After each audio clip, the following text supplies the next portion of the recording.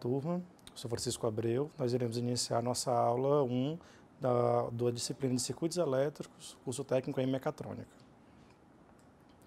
Então, o roteiro da nossa aula de hoje. Nós iremos falar sobre sistemas alternados, sobre circuito CA puramente resistivo, circuito CA puramente indutivo e circuito CA puramente capacitivo.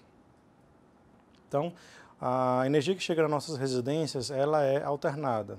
Então, a sua característica por ser alternada, ela tem semiciclos positivos e semiciclos negativos, geralmente gerado em uma indústria termoelétrica ou hidroelétrica.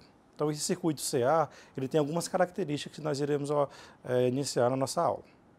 Primeira característica, como você pode ver no slide, o circuito alternado, ele tem como característica básica um sistema senoidal. Por ser senoidal, ele vai ter uma amplitude, que é o valor máximo da onda, vai ter um período, que é o tempo em que a onda ela completa um ciclo completo, e tem um defasamento angular.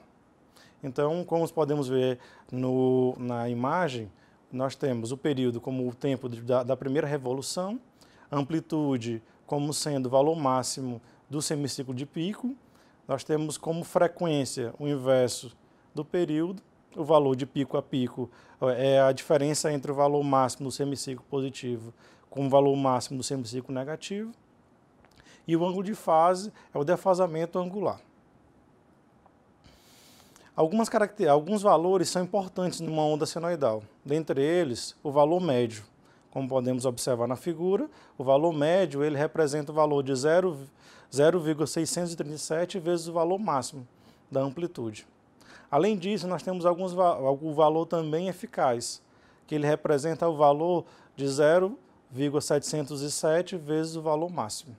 Também nós temos uma outra equação que relaciona o valor eficaz com o valor máximo, onde o valor eficaz é igual ao valor máximo dividido por raiz de 2. Dentre os elementos básicos de circuitos, nós iremos estudar 3. Dentre eles, o primeiro são os resistores. Os resistores são elementos de circuito que têm como característica limitar a passagem de corrente, possuem uma relação matemática dada pela lei de Ohm, onde eu tenho que a resistência vai ser igual à tensão dividido pela corrente.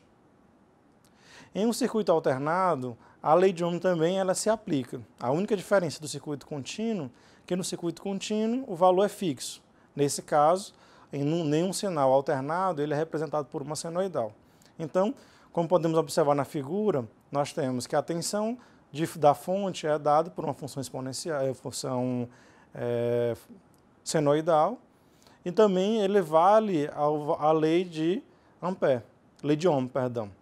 onde você vai ter que a corrente ela vai ser igual à tensão dividido pela resistência. Sendo assim, a corrente também é uma função senoidal, dado pelo valor máximo da tensão dividido pela resistência, repetindo a função senoidal. Esses circuitos ele tem como característica não defasar o sinal de tensão com o sinal de corrente. Então, podemos observar na figura que o sinal da tensão, o valor máximo do sinal de tensão é o mesmo ponto em que você vai ter o máximo do sinal de corrente, e o valor mínimo também. Então, isso a gente representa como um sinal que não existe defasamento. Como um segundo elemento de circuito, nós temos o indutor. O indutor ele tem como característica armazenar energia no campo magnético. Ele é representado, ou pode ser descrito como um material onde ele é um material formado por uma bobina, geralmente enrolada em um material que pode ser o ar, mica, ferro, ferrite, dentre outros. Ele também se comporta como um limitador de corrente para circuitos alternados. Assim como nos resistores nós temos a resistência, nos indutores nós temos a reatância indutiva, tem o mesmo princípio, onde a reatância indutiva ela é dada pela equação 2π vezes frequência vezes a indutância.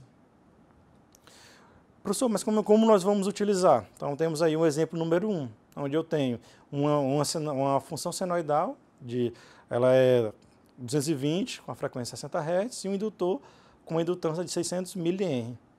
Então, ao calcular a reatância dada pela equação que nós vimos anteriormente, vemos que a reatância desse circuito é 226,08. Então, a corrente vai ser dada pela tensão dividido pela reatância, gerando um valor de 0,97. Assim como o indutor, nós temos também o último elemento básico de circuitos, em circuitos alternados, que é a capacitância.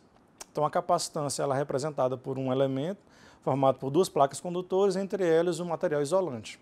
Possui também como característica armazenar energia e tem uma equação básica dada pela capacitância igual a carga dividido pela variação de tensão. Ele também oferece uma resistência de corrente para circuitos alternados, assim como o resistor e o indutor, dado pela equação. A reatância capacitiva é igual a 1 dividido por 2π vezes frequência vezes a capacitância. Então, temos aqui um exemplo onde eu tenho uma fonte de tensão e um capacitor de 1 microfarad.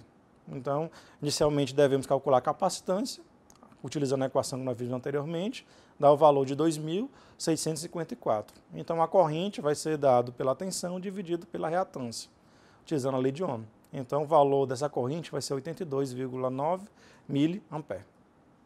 Então, como resumo da aula, nós temos como os elementos básicos do circuito resistor, indutor e capacitor. Cada um ele tem uma reatância ou uma resistência à passagem de corrente, dado pelas essas equações que nós vimos anteriormente. Muito obrigado, esses aqui são meus contatos. Estamos aí para a nossa próxima aula.